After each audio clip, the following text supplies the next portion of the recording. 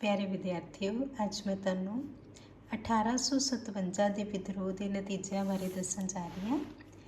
1857 के भारत के एक बहुत वड्डा विद्रोह होया सी, जो एक युग पलटाऊ घटना सी। इस विच ईस्ट इंडिया कंपनी के शासन का राज समाप्त हो गया। ईस्ट इंडिया कंपनी एक व्यापारिक कंपनी सी, जो इंग्लैंड तो भारत च व्यापार करन आई सी, लेकिन हौली हौली वह इत्थे एक राजनीतिक शक्ति के रूप में उभर गई।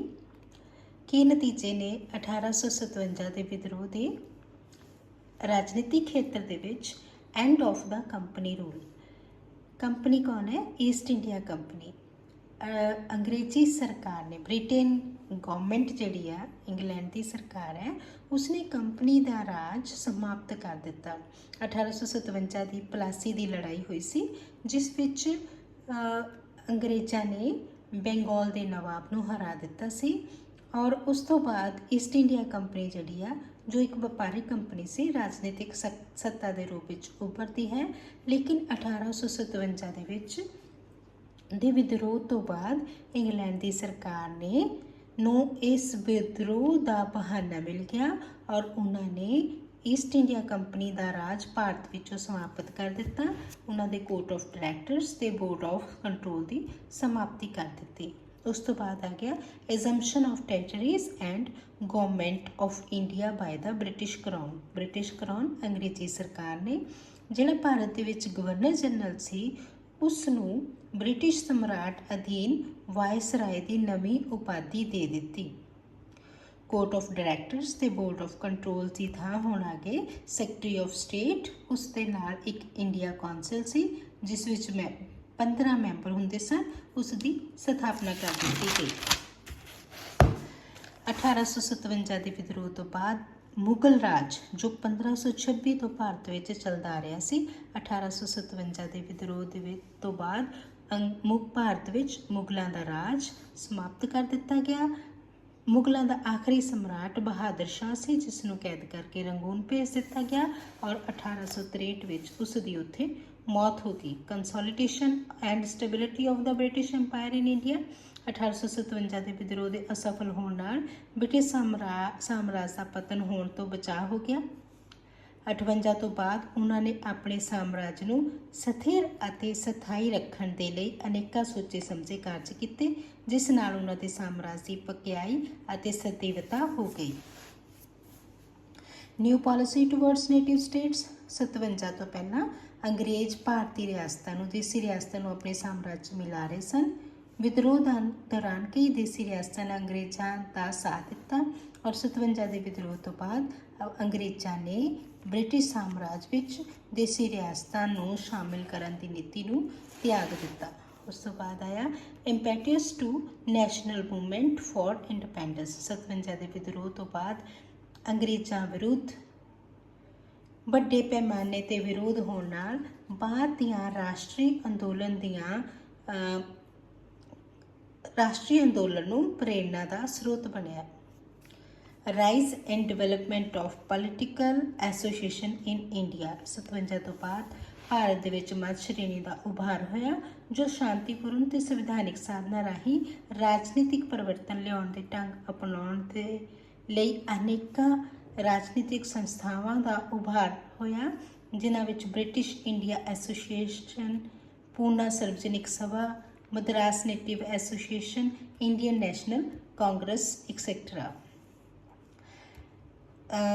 सैनिक खेत्र में किहड़े बदलाव आए 1857 के विद्रोह तो बाद? वाइट म्यूटनी, चिट्टा विद्रोह 1858 तो बाद, जदों भारत उत्ते सीधा ब्रिटेन की सरकार का अधिकार हो गया। यूरोपीयन सैनिकों को पूछे बिना उन्हां दीयां सेवावां ईस्ट इंडिया कंपनी तो बदल के ब्रिटिश क्राउन के अधीन कर दित्तियां गईयां।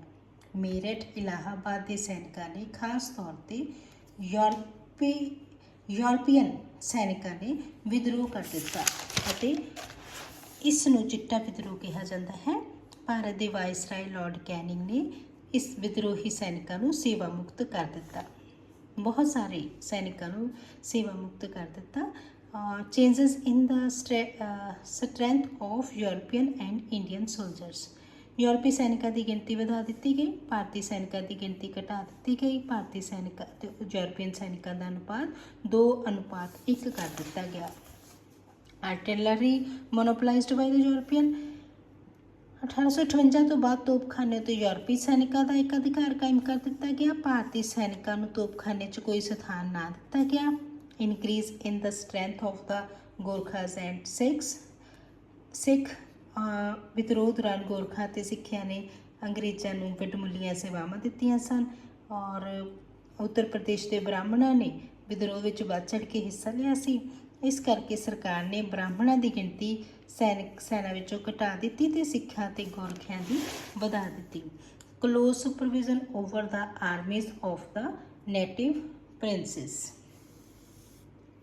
ਬ੍ਰਿਟਿਸ਼ ਸਰਕਾਰ ਨੇ ਦੇਸੀ ਰਿਆਸਤਾਂ ਨੂੰ ਸੈਨਿਕਾਂ ਦੀ ਗਿਣਤੀ ਵਧਾਉਣ, ਹਥਿਆਰਾਂ ਅਤੇ ਗੋਲਾ ਬਾਰੂਦ ਤਿਆਰ ਕਰਨ ਅਤੇ ਸ਼ਾਸਤਰਾਂ ਦੀ ਦਰਾਮਦ ਕਰਨ 'ਤੇ ਕਰੜੀ ਨਿਗਰਾਨੀ ਰੱਖਣੀ ਸ਼ੁਰੂ ਕਰਤੀ। ਦੇਸੀ ਰਿਆਸਤਾਂ ਜਿਹੜੀਆਂ ਸੀਗੀਆਂ ਭਾਰਤ ਦੇ ਵਿੱਚ ਜਾਂ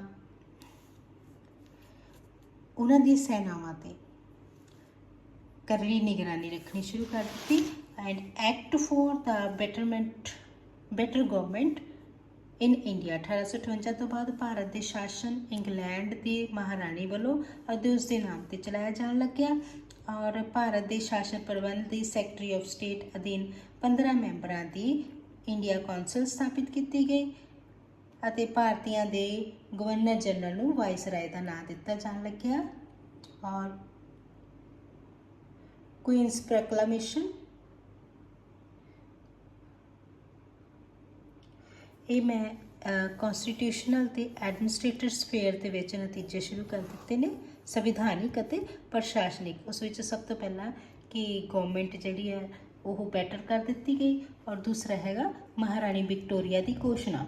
1 ਨਵੰਬਰ 1858 ਨੂੰ ਮਹਾਰਾਣੀ ਵਿਕਟੋਰੀਆ ਵੱਲੋਂ ਬ੍ਰਿਟਿਸ਼ ਸਰਕਾਰ ਦੀ ਨੀਤੀ ਸੰਬੰਧੀ ਐਲਾਨ ਕੀਤਾ ਗਿਆ ਜਿਸ ਨੂੰ ਮੈਗਨਾ ਕਾਰਟਾ ਆਫ ਇੰਡੀਅਨ ਲਿਬਰਟੀਜ਼ ਦੇ ਨਾਮ ਨਾਲ ਜਾਣਿਆ ਜਾਂਦਾ ਹੈ। ਯਾਦ ਰੱਖਿਓ, ਮੈਗਨਾ ਕਾਰਟਾ ਆਫ ਇੰਡੀਅਨ ਲਿਬਰਟੀਜ਼। ਕਿਸ ਨੂੰ? 1 ਨਵੰਬਰ 1858 ਨੂੰ ਮਹਾਰਾਣੀ ਵਿਕਟੋਰੀਆ, ਇੰਗਲੈਂਡ ਦੀ ਮਹਾਰਾਣੀ ਵਿਕਟੋਰੀਆ ਨੇ ਭਾਰਤ ਦੇ ਸ਼ਾਸਨ ਸੰਬੰਧੀ ਇੱਕ